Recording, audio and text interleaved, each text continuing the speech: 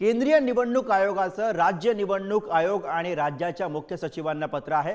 महाराष्ट्र, हरियाणा, झारखंड आणि जम्मू काश्मीरच्या राज्य निवडणूक आयोगाला हे पत्र लिहिण्यात आले। एकाच जागी 3 वर्ष नोकरी करत असलेल्या अधिकाऱ्यांच्या बदल्या करण्याचे निर्देश या पत्राच्या माध्यमातून देण्यात आलेले आहेत। सोबतच स्वतःच्या जिल्ह्यामध्ये काम करत असलेल्या अधिकाऱ्यांच्या बदल्या करण्याच्या सुद्धा आयोगाच्या सूचना आहेत। मुक्त वातावरणामध्ये निवडणुका होण्यासाठी केंद्रीय निवडणूक आयोगाने निर्देश दिलेले आहेत। राष्ट्रपती द्रौपदी मुर्मूंच्या उपस्थितीमध्ये दिल्लीमध्ये राज्यपाल परिषद होणार आहे। राज्यपाल CP राधाकृष्णन आज दिल्लीला यासाठी रवाना होणार आहेत। राष्ट्रपती द्रौपदी मुर्मूंच्या उपस्थितीमध्ये पहिल्याच राज्यपाल परिषदेचं आयोजन करण्यात आलेलं आहे। राष्ट्रपती भवनामध्ये 2 आणि 3 ऑगस्टला राज्यपालांची ही परिषद पार पडणार आहे। सर्व राज्यांमधील राज्यपालांसोबतच उपराष्ट्रपती जगदीप धनकर, त्याचबरोबर पंतप्रधान नरेंद्र मोदी, केंद्रीय गृहमंत्री आणि इतर महत्त्वाचे मंत्री आणि अधिकारी याला उपस्थित असतील। महाराष्ट्रामधील सहकारी साखर कारखान्यांना दिलासा मिळतोय। साखर कारखान्यांना 1590 कोटींचं सहाय्यता अनुदान वितरित केलं जाणार आहे। केंद्रीय राज्य सहकार मंत्री मुरलीधर मोहोळ यांनी याबद्दलची माहिती दिलेली आहे। साखर कारखान्यांना त्यांच्यावरती अवलंबून असलेल्या रोजगाराला आणि परिणामी ग्रामीण अर्थव्यवस्थेला याचा मोठा फायदा होणार असल्याचं मोहोळ यांनी म्हटलं।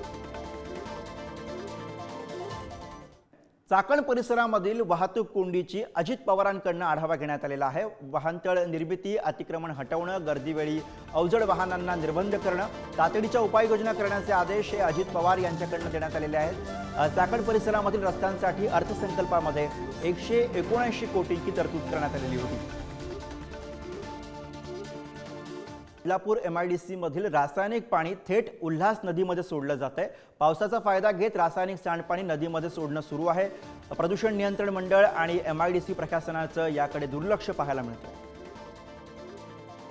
बदलापूर मधली दृश्य आपण बघतो आहोत। उल्हास नदीमध्ये सांडपाणी सोडलं जात आहे। रासायनिक पाणी थेट कुठलीही प्रक्रिया न करता या ठिकाणी या नदीमध्ये सोडलं जातं, त्यामुळे अर्थातच मोठ्या प्रमाणावरती प्रदूषण होतं।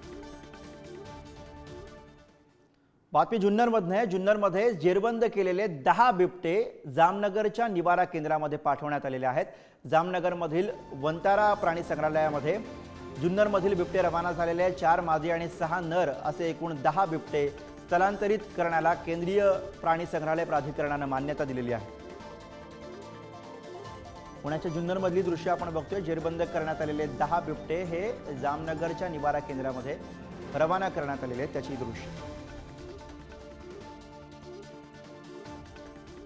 जुन्या पुणे मुंबई महामार्गाजवळ असणाऱ्या चौराई मंदिरामध्ये चोरीची घटना घडलेली आहे। चांदी सदृश्य सिंहाच्या 19 किलो वजनाची तसंच 2.5 फूट उंचीची मूर्ती एका भक्तानं चौराई मंदिराला अर्पण केलेली होती। मात्र दिवसाढवळ्या मूर्ती चोरण्यात आली आहे। इतकंच नाही तर चोरानं मंदिरामधील कासवाची आणखी एक मूर्ती सुद्धा चोरी करण्याचा प्रयत्न केला, मात्र त्यामध्ये तो यशस्वी झाला नाही।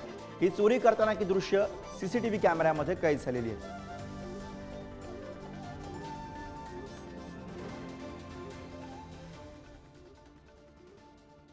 राहुल गांधी आणि प्रियंका गांधी केरळच्या वायनाडकडे रवाना झाल्याचं कळतंय।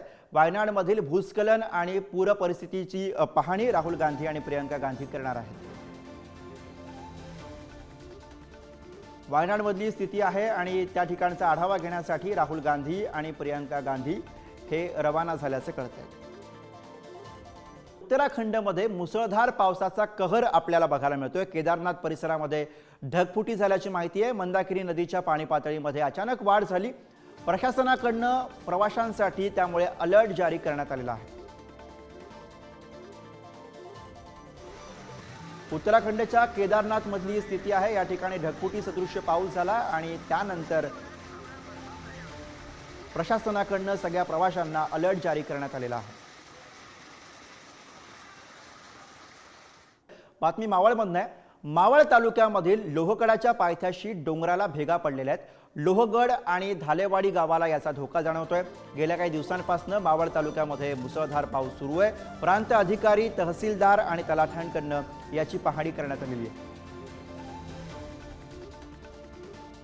मावळ तालुक्यामधील लोहगडाच्या पायथ्याशी डोंगराला या भेगा पडलेल्या आहेत, त्याची दृश्य आपण बघतोय। प्रांत अधिकारी, तहसीलदार आणि तलाठ्यांकडून या ठिकाणची पाहणी करण्यात आली।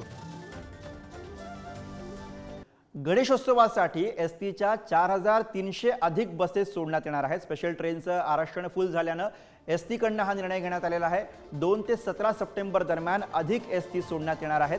मुंबई, ठाणे, पालघर या विभागामधील प्रमुख बस स्थानकामधनं या बसेस सुटतील। संत गजानन महाराज यांच्या पालखीचं जालना जिल्ह्यातल्या अंबड गावामध्ये आगमन झालंय। जालन्यामधल्या अंबड शहरामध्ये गजानन महाराजांच्या पालखीचं भक्तिमय वातावरणामध्ये स्वागत करण्यात आलं आणि यावेळी गणगण गणात बोतेच्या जयघोषानं हा सगळा परिसर दुमदुमून निघाला होता। आषाढी एकादशीनंतर संत गजानन महाराजांची पालखी परतीच्या प्रवासावरती आहे आणि या दरम्यान आज गजानन महाराजांची पालखी जालन्यामधील अंबड शहरामध्ये दाखल झाली। या पालखीमध्ये 3 अश्व, 700 वारकरी आणि रथ सहभागी।